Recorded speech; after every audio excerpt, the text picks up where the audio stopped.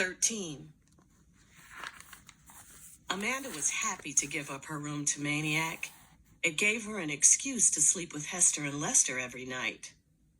Most of the time during the day, the little ones drove her crazy. She couldn't stand to be in the same hemisphere with them. But at night, the best thing was to have them snuggled up on both sides of her. It made no sense, but that's how it was. Mr. Beale divided the little one's room into 2 sections with a panel of plywood, and Amanda moved her stuff into the back part. Except for her suitcase of books, that stayed in her old room with Maniac. The way Maniac fit in, you would have thought he was born there. He played with the little ones and read them stories and taught them things. He took Bow Wow out for runs, and he did the dishes without anybody asking, which made Amanda feel guilty, so she started to dry. He carried out the trash, mowed the grass, cleaned up his own spills, turned out lights, put the cap back on the toothpaste tube, flushed the toilet, and Mrs. Beale called it the miracle on Sycamore Street. He kept his room neat. Every morning, Mrs. Beale looked into it. No socks on the floor, no drawers open, no messed up bed. That was the most amazing thing, the bed. It looked as if it hadn't even been slept in, which she soon found out was the case. Late one night, she opened the door and found Maniac sleeping on the floor. She lugged him onto the bed, but by the next night, he was back on the floor. Maniac just couldn't stand being too comfortable.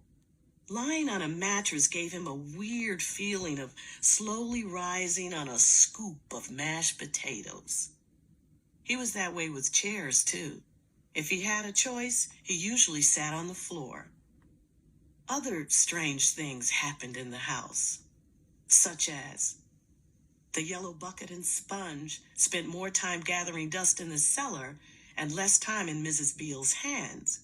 Because with Maniac around, Hester and Lester lost their interest in crayoning everything in sight.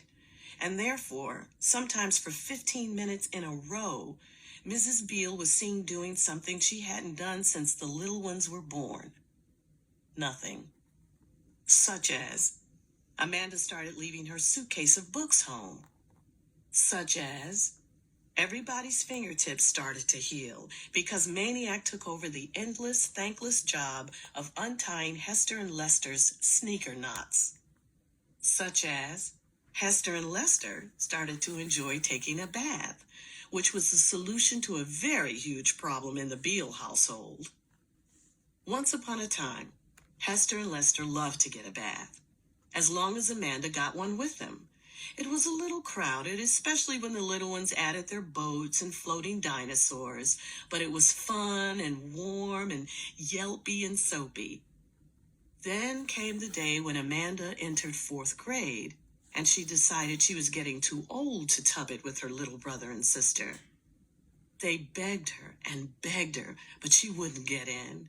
They tried to storm the bathroom when she was in there, but she locked the door on them. And so the little ones went on strike. They placed their hands on Lyle Crocodile and swore they would never take another bath until Amanda joined them. And even though they couldn't stop their much larger mother from lifting them up and plunking them into the water, they could refuse to touch the soap or washcloth. They could make her do it.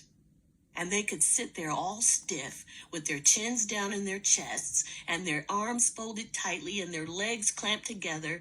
And if their mother wanted to wash their armpits, she would have to get a crowbar and pry their arms up because they sure as heck were not going to move. That's the way it was for a long time until Maniac arrived. On that first Sunday, as soon as the little ones found out that their new pal had slept over, they mobbed him. Jeffrey, get a bath with us, will you? Maniac replied, sure, okay, not thinking much about it. After all, it was still before breakfast. But the little ones never let up, and at exactly 9:15 a.m., the 3 of them got into the tub. By the time they got out, it was too late to go to church and almost lunchtime. From then on, the baths usually took place at night. Sometimes Mrs. Beale would poke her head in and stare. One little black girl, one little black boy, one medium white boy. And she would smile and wag her head and sigh. Never saw such a tub. The time she heard Hester and Lester yelling for help, though, she was downstairs. She came running. "What's the matter?" The little ones pointed. "Look!" She looked. Maniac was covered with blotches. Round, red blotches, all shiny from the bath water. They looked something like little pepperonis. They took him to the doctor. The doctor took a look and said it wasn't chicken pox and it wasn't measles. He said it might be an allergy. He asked what the boy had had for dinner. Mrs. Beale answered, "Pizza." "Well," the doctor chuckled, "can't be that. Can you imagine a youngster getting sick on pizza?" Everybody laughed. "Besides," said the doctor, "this would have shown up on him since he was little, most likely every time he came near a pizza." He turned to Maniac, still chuckling. "You have eaten pizza before, haven't you?" Maniac got a funny expression on his face. He looked around. Everybody was staring at him. The silence grew longer, eyes grew wider. And that's how they found out that Maniac Magee was allergic to pizza.